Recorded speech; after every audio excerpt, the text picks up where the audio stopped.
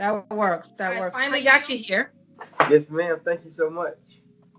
No, I was like, we got to get this thing going. I've been seeing a whole lot of you all over social media. So I had to get you on this show. Definitely. I'm feeling great. Feeling great. I'm looking forward to some new stuff I have coming. Have a new release coming January 29th. That's the last Friday in January. So I'm definitely looking forward to that. Wow. Okay. Well, I heard the song Pretty Girl. I was doing some research. I don't know if you remember that, but I was doing some research online. And as I'm doing research, I heard this song. And so this song that you got going on is mesmerizing. It's a very nice, mellow, laid back type feel. Yeah. Thank you so much. And you're welcome. And everybody that I've allowed to enter into my realm of music heard it and they love it. So let me ask you a question. First, let me just say this. Thank you. Oh yeah, thank you. So now that you're finally here, how are you? What's going on in your? I'm pretty good. Of course, we're hanging in there with the all the pandemic and everything that's going on. As a full-time musician, it can get kind of hectic and hard sometimes, but of course, we always find ways to keep things going and keep things new and innovative. I'm definitely looking forward to the future, to the new year 2021. I'm coming out the box really strong with The Catalyst. It's a release with David P. Stevens. He produced it. Emily Thomas out of LA. We were able to record at the Village Studios. My session was remote. I recorded from here in my studio, remote session, but they were at the Village Studios in downtown LA. Some of the most world-renowned stars, Elton John, Motown people have recorded in that studio. So it was an honor to virtually be there, and have a song that was based and produced and made and mixed and mastered out of that studio. So it was just an amazing experience, which once that releases January 29th, we expect a lot more. So, I'm very appreciative of the people that are, interviewing me right now before The Catalyst comes out, because that's going to blow up. So the people that are supporting me now and interviewing, pushing and liking and coming out to shows now, this is the time that counts. These are the most memorable moments. So I definitely appreciate it. And of course, I wish I had one. Where are you most inspired? I'm actually writing on right now. Like, that's what I'm doing right before I joined the call. I was thinking that same thing. How can I find inspiration for this track that I'm working on? What am I going through right now? What is it? What is the sound? Sometimes it might be it's just a vibe that I caught in my ear, or maybe it was just a nice sounding melody or hook I heard in my head. And I said, okay, maybe I should put lyrics behind this, and maybe this is not something that I'm relating to at this moment, but I can be sure that one of my listeners may be relating to what I'm writing, what the lyrics I'm putting down. So if it's not relating to me at the moment, I can almost be sure that it'll reach somebody that it'll help. Readers really want to know. They're very interested in knowing who is your inspiration. Definitely. I definitely say my big inspiration. Big shout out to David P. Stevens. He has a huge part of my sound, simply because he's producing my stuff. He's monitoring me. He's making sure my career is on the right track. I'm so appreciative of it. It's down to the smallest of things. Like, hey, David, I need help with my release caption. Just those small, minute things. A huge part of my sound. Marcus Anderson had a huge part. He helped me with my Galaxy single. And of course, everybody that kind of developed his sound kind of developed my sound. Donald Hayes, big part of my sound. Elon Trotman, I like to say, big part. Eric Darius, huge part of my sound. Jared Albright, another huge part of my sound. So these are some of my musical saxophone inspiration. Very impressive right now. A lot of the music that I listen to from my dad's catalog and my mother's catalog happens to be pretty. Oh yeah, that it goes. I tell you what. Most of the things that I see on your wall and then some is what I grew up listening to. Yeah, and my dad used to have a red van. When I think of that van, like, we used to listen to all the old school music. So I was already listening to music that was 20 years past being born. Tina Marie, Parliament, Luther Vandross, Prince, Purple Rain, Melba Moore, all these BB King, just kind of developed me and my sound. And Yeah, transition. Mm-hmm. that's great. Yep. As I transition to more the R&B side, I found that I'm being more, Mhm. um, what's the word? I'm having more inspiration from more mainstream radio artists. So I'm definitely looking forward to taking the sax and the jazz and smooth jazz. So many younger, inspiring musicians, including my daughter. Mm-hmm. Okay, awesome. They look up to yourself. They look up to you. You're playing. She's playing the bass guitar and the piano, but when she hears that song, I actually let her hear it. She was very like, "Wow, that's really something that she wants to get down." Mm-hmm. I might have to make sure we get her some sax gear and stuff like that. Mm-hmm. I mean, support is great. Many that are. She's looking forward to being a conductor. She wants to awesome. young woman. When she grows up, she's looking forward to that. And I was like, oh, okay. It's different. During these hard times, because it is a hard time, what advice do you give to those that are kind of like, they might not be as pushing, and always understand every national artist was once a local artist. Every local artist was never an artist at one point. So you got to keep pushing and realize that, with the onset of social media and Instagram, TikTok, and, when people blow up, we often only see 2 weeks or a month back between, when the song first got on the scene and when it blows up, but we never see those 8 to 10 to 11, 12, 15 years that goes in behind the scenes. So, people that may be feeling discouraged at this point, just, understand that I went from last year around this time, I had no music to my name. I had 0 streams, 0 monthly listeners. Now I'm doing close to 10,000 streams a month, thousands of monthly listeners. Everything I drop, it's going up here now, and I'm working with people from all around the world out in LA. So I tell people, in a matter of a year, things can change. And like I said, in July, I think, March 31st, in a matter of that week, I like to say that's kind of when things changed for me, because that's kind of around the time when David heard the songs and he contacted me. So it kind of went from me just dropping a debut single that I wrote by myself in my dorm room to him sending me a track out from LA to now everyone I'm working with is working at the Village, and I'm working with some amazing people. So always. Well, I'm very excited for you. Just hearing you discuss how this started for you, gives me goosebumps. So, I mean, a lot of readers that I have, they want to know something. Mm-hmm. Get ready. Yes, ma'am. Who is your celebrity crush? I'm not sure right now. I have to think about that. Are we talking jazz or are we talking mainstream? Anyone. My girl crush, I'm not, is Layla Hathaway. I love Layla Hathaway. I love her as though she was like in my house, like as a family member. I'll have to say I think it's the Haley twins, the ones that came Do It. They are awesome. That's awesome group of people. Shauna Ann McClain, I recently saw her on the past day or two. She's come out and done some stuff. I've always been a big fan of her and her music, her career. Jazz side of things, Wakana is awesome. Big shout out to Wakana. You can definitely check her stuff out. Candy Doffer, she's awesome. Yeah, I love Candy Doffer. Oh, Jasmine Gint. I can't forget about Jasmine. Okay, I was waiting for that. I forgot all about Jasmine. I don't know her personally yet, but yeah, she's definitely inspiration. She's definitely, I would say, had a part in my sound. The way her vibrato, the way she does her vibrato, I actually kind of took a part of that. When it's so minute, but she definitely has played a part in my sound. So she's definitely on the list. I mean, the further we go into this, they also want to know if you're single. How about that? Oh yeah, I'm single at the moment. Yeah. Okay, well, they're gonna be pretty happy to hear that. I mean, women want to know they're getting in your business now, so they want to know what's going on, and they have a chance.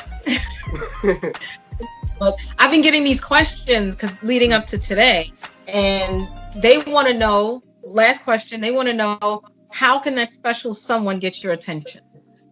Um, it's just like I'm the type of person. If we click, we click. If not, it's like I don't force too much. I'm not a bit. I'm all the way introvert, but I'm more of an introvert texting too much. So if we click and if I want to get to know you, then I will. But if it's not, then I won't waste anybody's time. Yeah, Yeah. yeah. And there's no reason to force it because, if anything, what was your worst date? Maybe that'll help them. Your worst date would help them. I actually haven't had any bad dates. I haven't had any bad dates because again, I'm not gonna say I'm slow, but I'm slow to hey, let me tell you. If I take you out, then I mean I'm actually interested in getting to know you, and you know that. Okay. So I haven't Okay. had any bad dates yet. But a bad date to me would be like somebody that doesn't know how to keep a conversation, or somebody that I'm just not naturally engaged with. Right. Right. But And I that's like. before I got married. I'm the opposite. Mm-hmm, So he brought out a lot of things in me mm-hmm, that I was not able to see.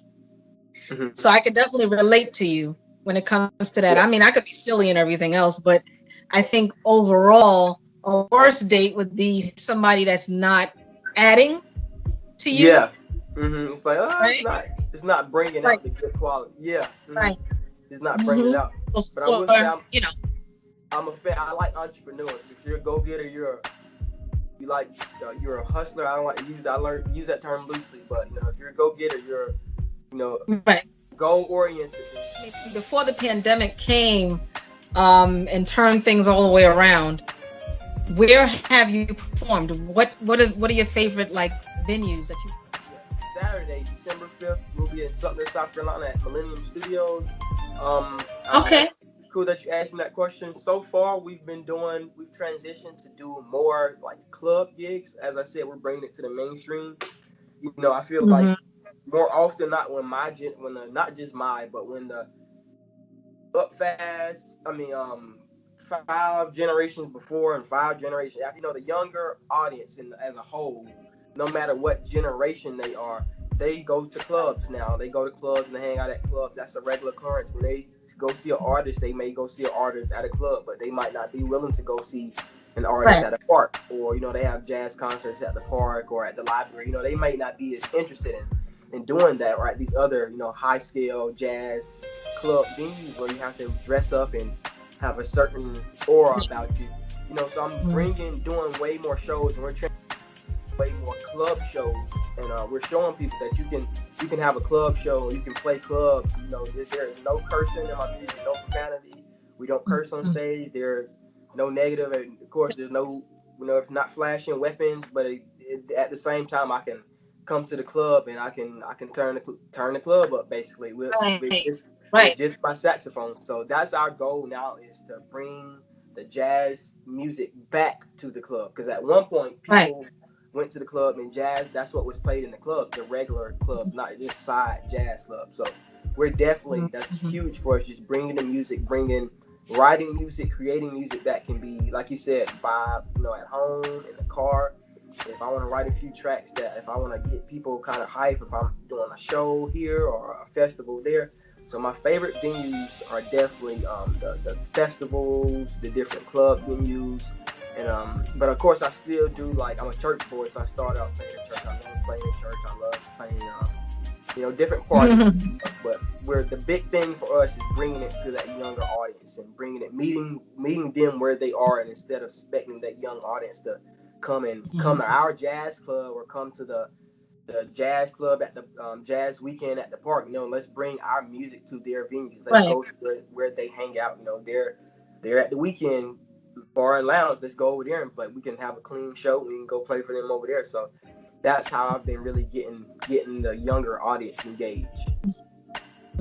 And I'm gonna ask you, can we get a taste today? Oh yeah, of Can we course, get, of course. Yeah, you yeah. know? I'll do a little something for you. I'm gonna do this one. This is Pretty Girl. Oh, nice, You mind if I nice. do an acapella for you? Not at all. Oh. Not at all. Do your thing.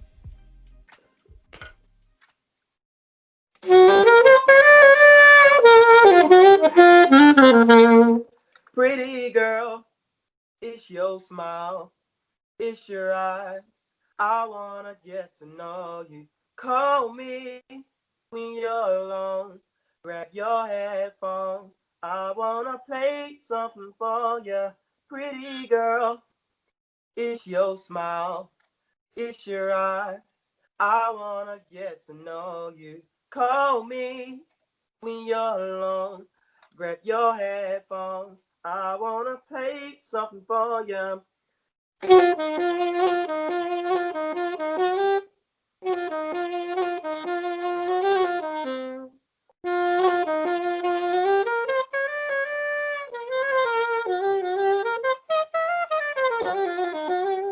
Pretty girl, it's your smile.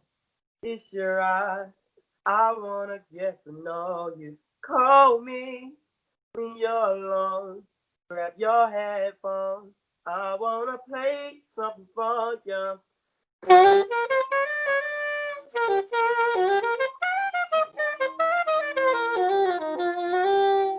I wanna play something for you. That is Pretty Girl. Very Again, nice. thank you. Wow. That song really changed some stuff in my career. So and people love it. The crowd loves it when I stop it and I turn the music off and I Like tell me? thank you. And I turn the music off and I say, hey, I want everybody to sing this along. Pretty girl, it's your smile. You know, Mm. getting the people engaged. You know, just hearing people be engaged and entertained by my music that I wrote. You know, it's just a different Mhm. experience. Do you get used to being in the spotlight? I mean, is it a lot sometimes for Uh, you? no, because I've been doing it for so long now. I feel like I was meant to do it. So I Mhm. always feel like this is what I did. This is what I've Right. been meant to do. I asked for it. So it's never been a big problem with me, or I've never had like stage fright or anything. I can pretty much I can go in front of millions of people right Right. now. Be Like, totally fine with it. that's a fact.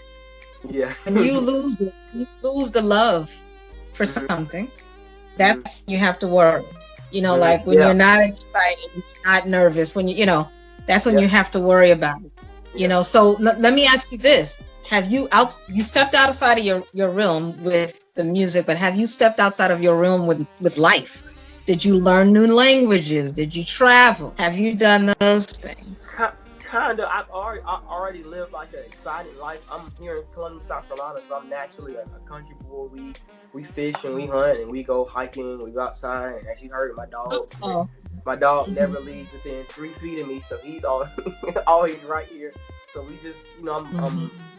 always working on the farm for the past 3 summers. That's always I've worked in the agriculture field, so that's been a really big part of keeping money in my Okay. pocket. That's a tip to all you future musicians during the summertime. If you want a job that can very flexible to where you want to be at a gig and say, hey, I need to leave early today. Walmart or Mhm. retail jobs don't let you do Right. that. But when you're working for another That's entrepreneur true. like that, I can say, That's hey, true. can I come in early today and get this done and clean that up and do that, and I'll leave. And that makes having money to invest Yeah. into my craft more possible. And also on the side note, I've helped elect the first black female corner of Richmond County, South Carolina. I was on her outreach team for the recent election. So we went and we put the pedal to the metal and we went out hard. I think the day before election, I was out from 2 o'clock to 8 o'clock in the morning, putting out Really? signs. Yep, putting out signs, hitting all the neighborhoods, giving people, Mhm. putting it on their door. And we had, I think, a historical turnout in Richmond County, Mhm. South Carolina, from a team of Right. about less than 10. I can count on my fingers the amount of people we had. We didn't, go put millions of dollars and Right. we couldn't afford mailers or anything like Or that. We met the mhm. people where they were. We went out in the community, and I told people, it's one thing to be able to post about what you want change on social media, and it's another thing to say, hey, I want, when these police shootings happen, I want this investigated. Okay, I'll get a job helping the coroner. Hey, I got the coroner elected. Now when this stuff happens, we have somebody that looks like us in Richmond County to go and investigate this stuff. So it's that's been a real big thing for me, working different political elections and helping out and volunteering. And you are one in a million. I'm just letting you know. You're surrounding yourself with positive people with like minds. And that's fantastic. And I know you've been receiving great advice. What is the best advice you've ever received from someone? It probably would have to be from David. I'm not sure, but I'm not sure who gave me this advice, but I've been told this like many times before. Just to do your thing, compete with yourself.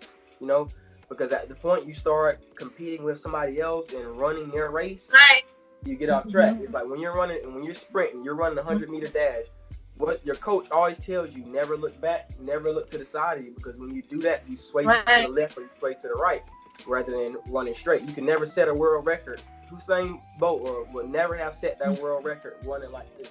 Compete with your last release, compete with your last book, complete with your last video, complete with your last workout, complete with your last recipe. Whatever you do, compete with your last test, grade. Whatever you do, whatever you're striving for, compete with yourself and no one else.